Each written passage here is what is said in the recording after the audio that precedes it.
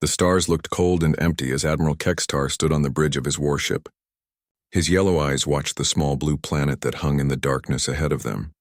Earth looked peaceful from this far away, but the Admiral knew that looks could be wrong. He had been wrong before about other worlds and their people. The Zephyrian fleet had been traveling for many months to reach this small world at the edge of the galaxy.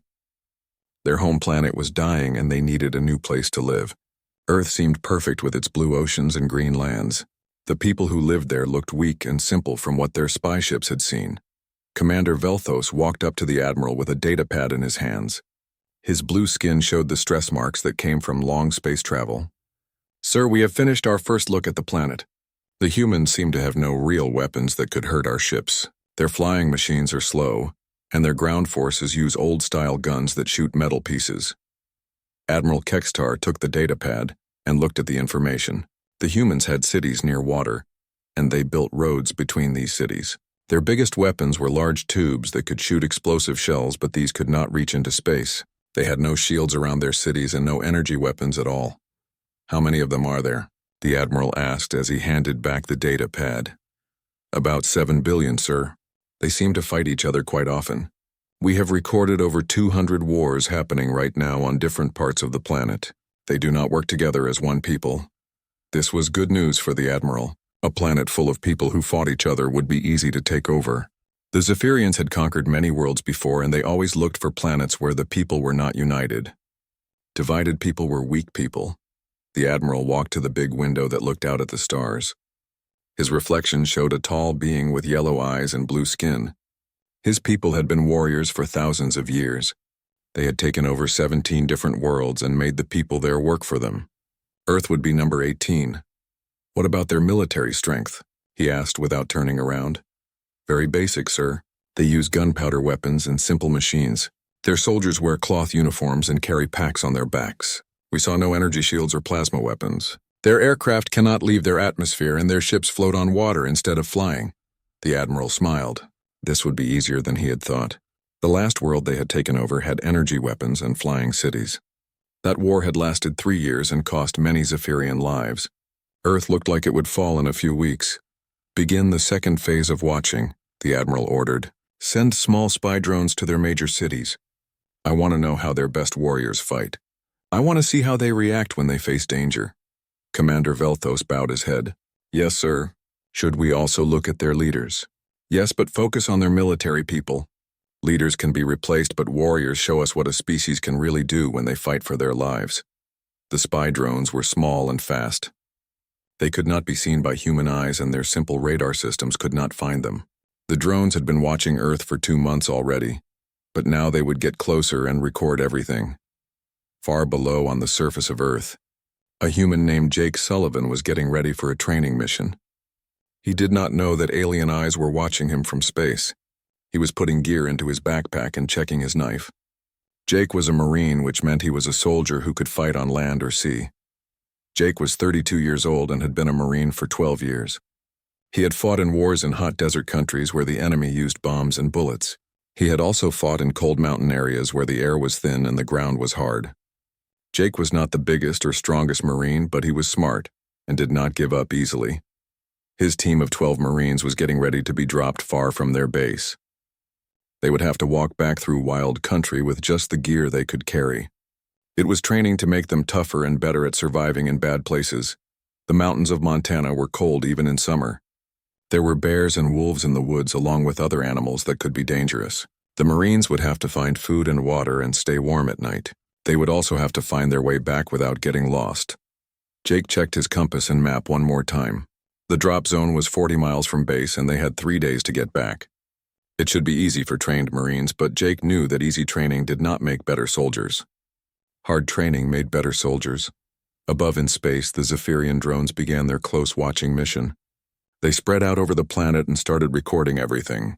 The Admiral wanted to see human warriors in action, but the drones would have to wait for the right moment.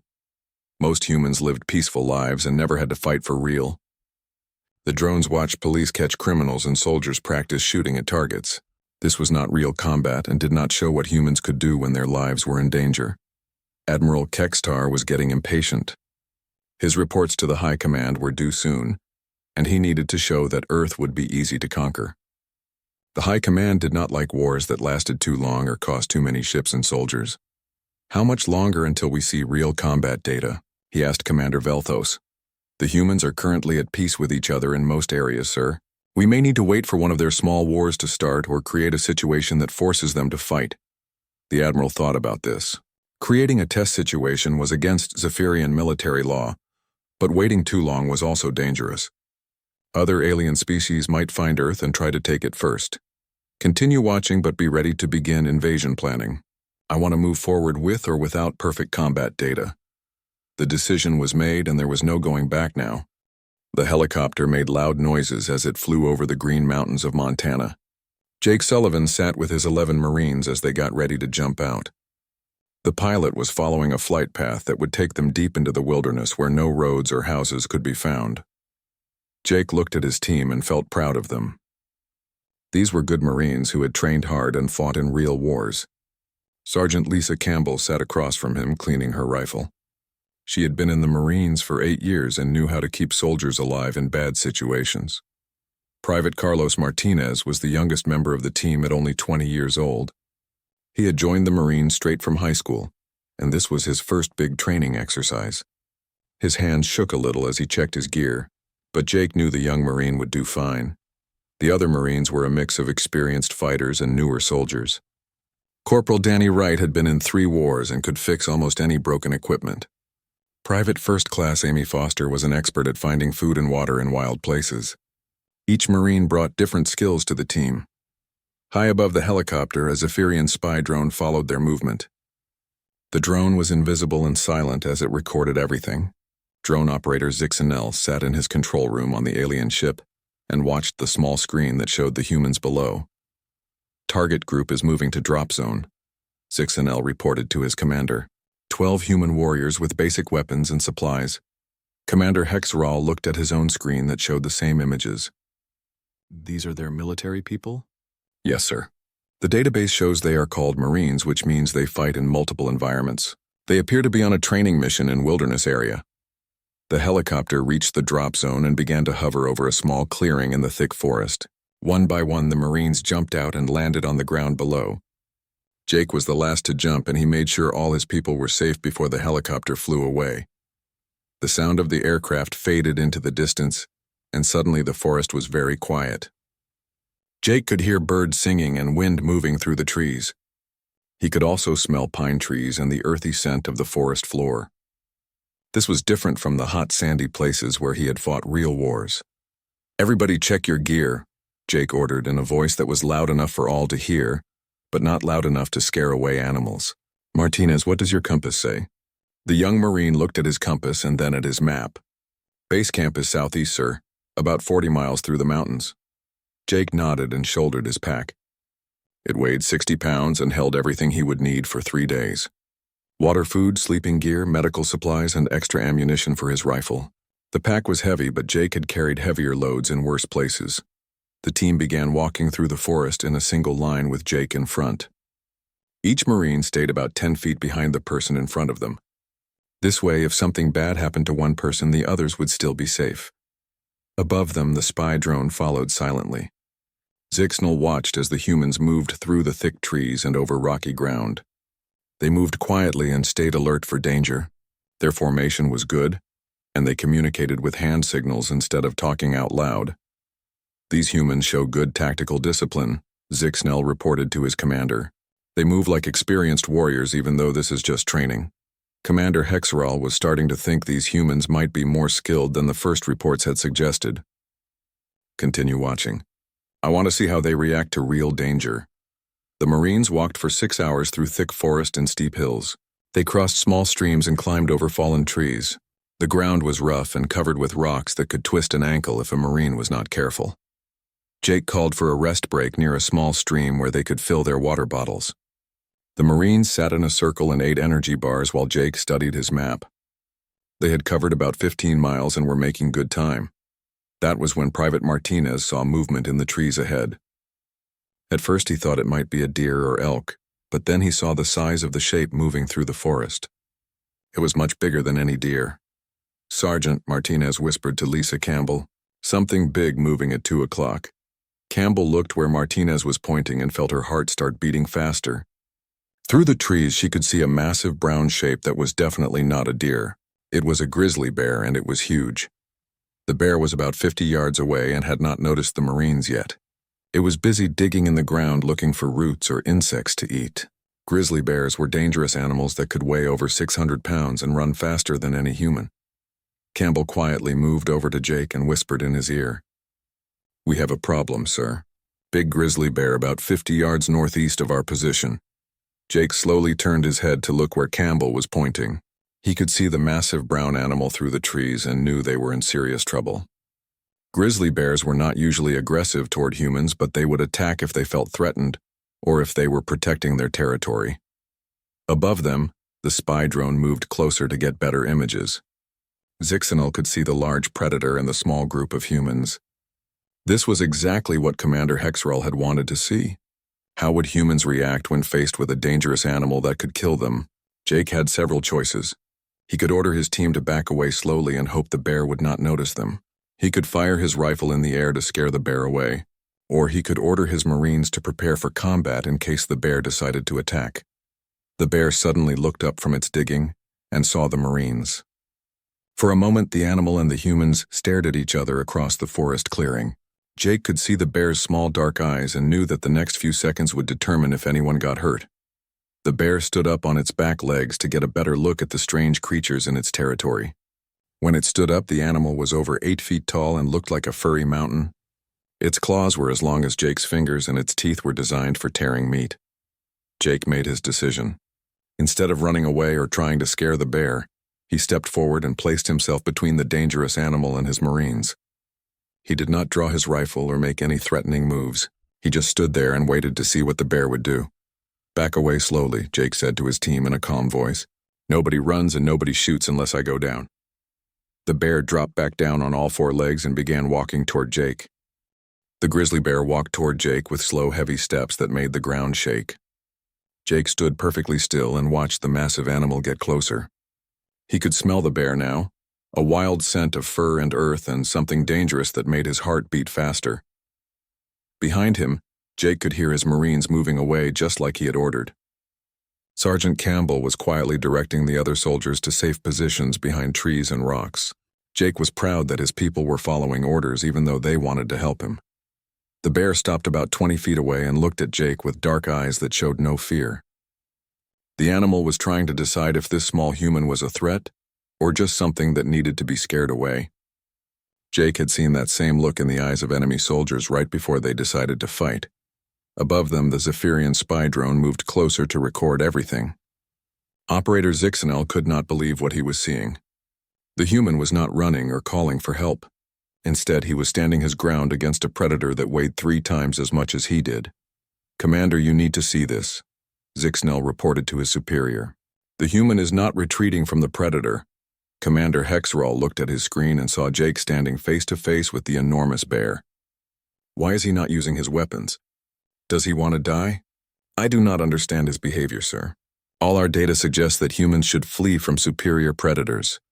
The bear suddenly roared and charged forward with frightening speed. Its massive paws hit the ground like thunder as it ran straight at Jake. Most humans would have frozen with fear or turned to run, but Jake was not most humans. He was a Marine who had been trained to fight when others would give up. Jake rolled to his right just as the bear's claws swept through the air where his head had been a second before. He grabbed a fallen tree branch as thick as his arm and came up swinging. The branch hit the bear on the side of its head but did not seem to hurt the animal much. The bear turned around faster than something so big should have been able to move. It swung one massive paw at Jake, who ducked under the attack and stabbed forward with his combat knife. The blade went deep into the bear's shoulder and dark red blood began to flow. The wounded animal roared with pain and anger. It rose up on its back legs again and tried to grab Jake with both front paws. Jake rolled backward and used a large rock to block the bear's next attack. The bear's claws scraped against the stone and made sparks fly. Jake was already thinking about his next move. The bear was bigger and stronger, but Jake was faster and smarter. He had to use the forest around him to stay alive. Trees and rocks could be weapons if he used them right. The bear charged again and Jake dodged behind a thick pine tree. The bear hit the tree so hard that snow fell from the branches above. Jake ran around to the other side of the tree and stabbed his knife into the bear's back leg. More blood flowed and the bear became even more angry. "He is using tactical thinking," Zixnell reported with amazement in his voice. "The human is treating the predator like an enemy combatant." Commander Hexerall watched as Jake continued to fight the bear using every advantage he could find. The human was bleeding from claw marks on his back, but he had not stopped fighting. If anything, he seemed to be getting more determined. Jake picked up a sharp piece of broken rock and threw it at the bear's eyes. The bear shook its head and blinked but kept attacking. Jake grabbed another fallen branch and broke it over his knee to make a pointed spear. He held the makeshift weapon like he had been trained to use a bayonet. The bear tried to bite Jake, but he shoved the pointed stick into the animal's open mouth. The bear bit down and broke the stick, but Jake was already moving to his next position. He climbed up on a fallen log and jumped down on the bear's back. For a moment, Jake rode the angry bear like it was a wild horse. He wrapped one arm around the animal's thick neck and tried to stab his knife into a vital spot. The bear bucked and twisted, trying to throw him off.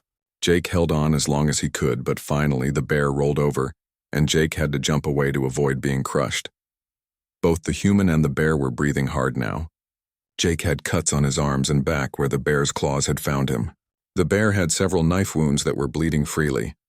Neither fighter was ready to give up. Jake's Marines watched from their safe positions and wanted to help, but their leader had given them clear orders. They were not to shoot unless Jake was about to die. It was the hardest thing they had ever done, watching their commander fight for his life while they could only wait. Private Martinez had tears in his eyes as he watched Jake dodge another attack. "Why won't he let us help him?" Sergeant Campbell put her hand on the young Marine's shoulder. "Because that's what leaders do. They put themselves between danger and their people." The bear made another charge, and this time Jake was not fast enough to get completely out of the way. One massive paw caught him across the chest and sent him flying backward. Jake hit a tree hard and fell to the ground. For a moment he did not move, and the bear started walking toward him. Jake's vision was blurry and his chest felt like it was on fire. He could taste blood in his mouth and knew he had been hurt badly. But he could also hear the bear coming closer and knew he had to keep fighting. He rolled over and saw a large rock about the size of his fist. Jake grabbed the rock and struggled to his feet just as the bear reached him. The animal rose up on its back legs to deliver a killing blow with both front paws. Jake threw the rock as hard as he could and hit the bear right between the eyes. The bear staggered backward and shook its head. Jake pulled his knife again and circled around to the bear's side. The bear was getting tired too. It had lost a lot of blood and was moving slower than before. Jake could see that the animal was starting to weaken, but it was still very dangerous. Jake feinted to the left, and when the bear moved to block him, he darted to the right instead. His knife found the spot he was looking for, the big artery in the bear's neck. Jake pushed the blade deep and twisted it. Dark blood sprayed out and the bear's eyes went wide. The massive animal took 2 more steps and then collapsed on its side. Jake stood over the fallen bear and watched it take its last breath. The forest became quiet again except for the sound of Jake's heavy breathing. He looked down at his torn clothes and bleeding wounds, but he was alive. The bear was dead and his Marines were safe. Admiral Kextar watched the recording of Jake's fight with the bear for the 3rd time. Each time he saw it, he felt more concerned about the invasion plans. The human had fought a massive predator with nothing but a knife and simple tools and had won. This was not what the Admiral had expected to see. "Run analysis on the human's combat performance," he ordered his tactical officer. "Compare it to our best warriors in similar situations." Tactical Officer Mordek worked at his computer for several minutes before looking up with surprise on his face. "Sir, the results are very unusual. This human showed combat skills that match our elite guard units. His tactical thinking and weapon improvisation scores are in the top 5% of all known warriors." The Admiral felt a cold feeling in his stomach. If this was true, then their invasion plans might be in serious trouble. "Are you certain about these numbers?" "Yes, sir. I ran the analysis 3 times to be sure. The human adapted to changing combat conditions faster than most trained soldiers. He used environmental advantages and improvised weapons better than warriors with years of training." Commander Velthos looked at the data and shook his head in disbelief. "This cannot be right. Our scouts reported that humans are a primitive species with basic military capabilities." Admiral Kextar turned to Intelligence Officer Kartex, who had been studying human culture and society. "What do we know about this individual? Is he part of their elite warrior class?" Kartex checked his files on human military structure. No, sir. According to their records, this Jake Sullivan is classified as standard military personnel. He is not part of their special forces or elite units. He is what they call a regular Marine. The silence on the bridge was heavy as everyone understood what this meant. If their regular soldiers could fight like this, then what could their best warriors do? What kind of resistance would they face if they tried to invade Earth? Show me more data on human military structure, the Admiral commanded.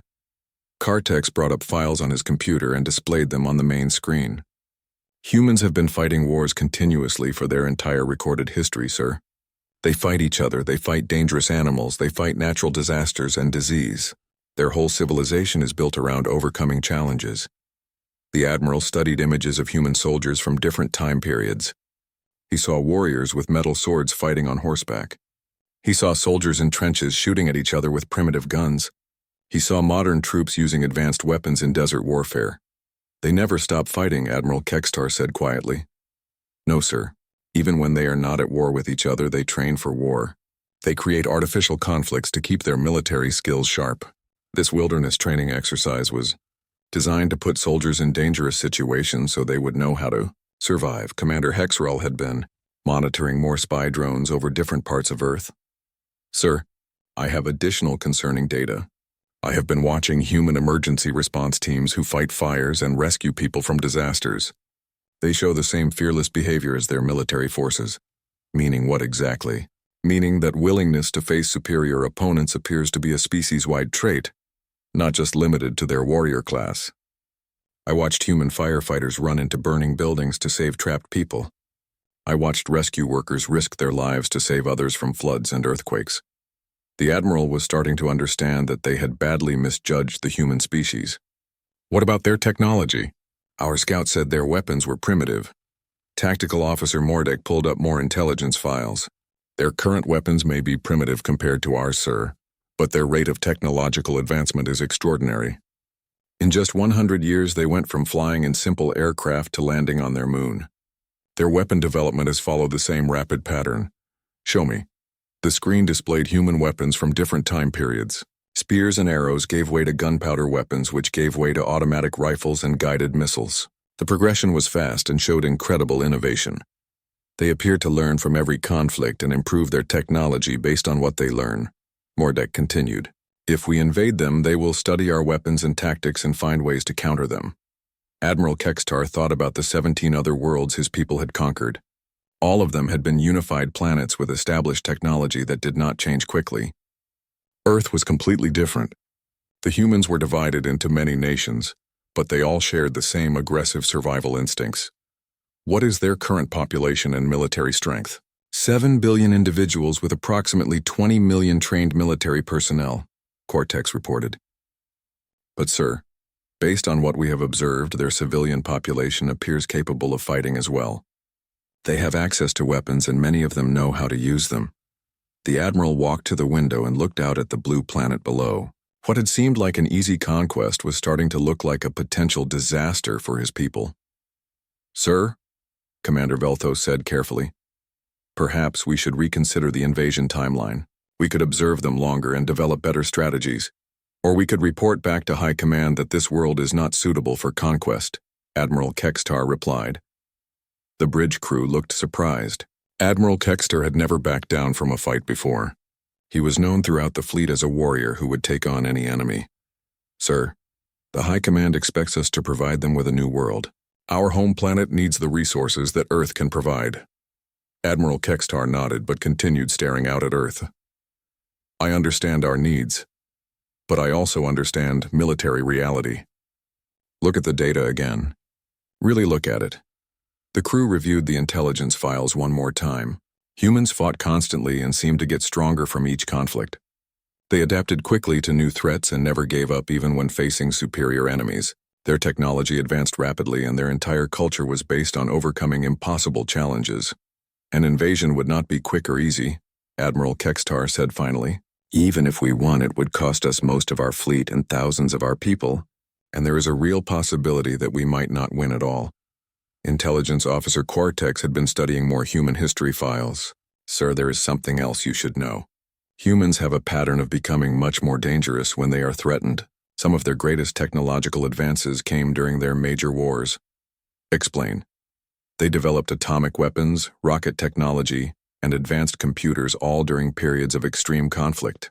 If we invade them, they will likely accelerate their military development in ways we cannot predict. The Admiral understood now why he felt so concerned. The humans were not just tough fighters, they were adaptive learners who got better when faced with challenges. An invasion might turn them from a divided primitive species into a unified advanced enemy. New orders, Admiral Kextar announced to his crew. All reconnaissance drones are to withdraw from Earth immediately. Begin preparation for fleet withdrawal from this system. Sir? Commander Velthos asked in surprise. You heard me. We are leaving. The emergency meeting of the Zephyrian fleet commanders took place on Admiral Kextar's flagship. 5 ship captains sat around the metal table in the war room, while the Admiral prepared to explain his decision to withdraw from Earth. Captain Morvex was the first to speak. Admiral, with respect, the High Command approved this invasion based on our initial reports. They expect us to secure Earth's resources for our dying homeworld.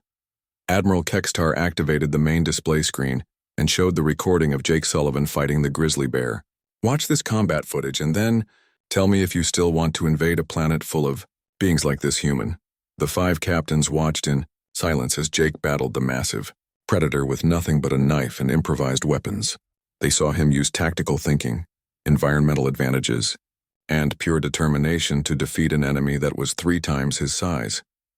This human is not part of their elite forces, Admiral Kextar explained.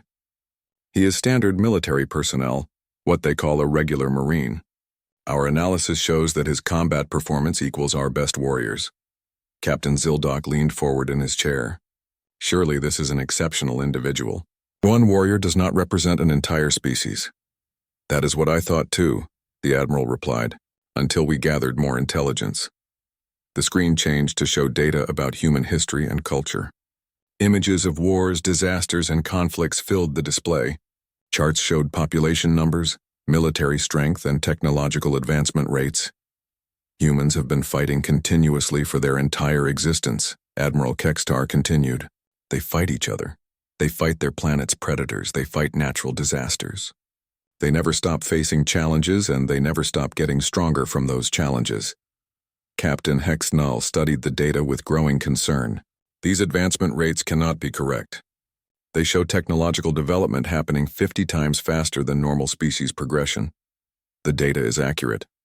In just 100 years, they went from simple flying machines to spacecraft that could reach their moon. Their weapon technology has advanced even faster. During their major wars, they developed atomic weapons, guided missiles, and computer systems. The room was quiet as the captains absorbed this information. Admiral Kextar brought up more intelligence files showing human emergency response teams, rescue workers, and civilian populations dealing with crises. The willingness to fight superior enemies is not limited to their military forces. It appears to be a species-wide trait. Even their civilians show the same fearless behavior when protecting their families or communities. Captain Morvex looked uncomfortable. What are you suggesting, Admiral? That we cannot defeat a primitive species with projectile weapons? I am suggesting that they are not primitive, and that invading them would be the biggest military mistake in Zephyrian history. Admiral Kextar changed the display to show comparative analysis between human and Zephyrian military capabilities. The numbers were sobering even for experienced military commanders. Currently, we have superior technology and could probably win an invasion, he explained. But the cost would be enormous and the victory might be temporary. Humans adapt quickly to new threats and learn from every defeat.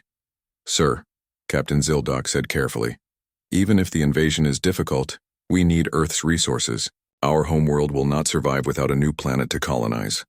The Admiral nodded sadly. I understand our situation, but I also understand military reality. Look at their history again. Every time humans have been invaded or threatened by superior forces, they have found ways to win. They do not surrender and they do not give up. He showed them recordings of human resistance movements fighting against occupying armies, small groups of fighters using basic weapons to defeat larger forces with better equipment. The pattern was consistent throughout human history. Even if we conquered their planet initially, we would face constant resistance. They would study our technology, learn our weaknesses, and eventually find ways to defeat us. The occupation would cost us more ships and personnel than the invasion itself. Captain Hexenall was reviewing the intelligence data on his personal computer. Admiral, there is another factor to consider. Humans are currently divided into many separate nations that fight each other. An alien invasion would likely unite them against us. Exactly. Right now their military strength is scattered across different armies. If we attack them, they will combine their forces and work together. We would be facing their entire species instead of individual nations.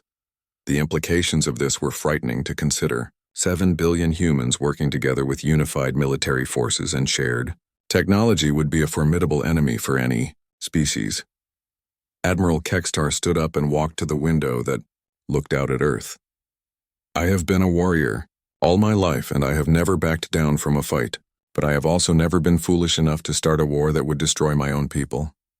What will you tell the High Command? Captain Morvex asked. The truth. That Earth is inhabited by a species too dangerous to conquer without overwhelming force that we do not possess.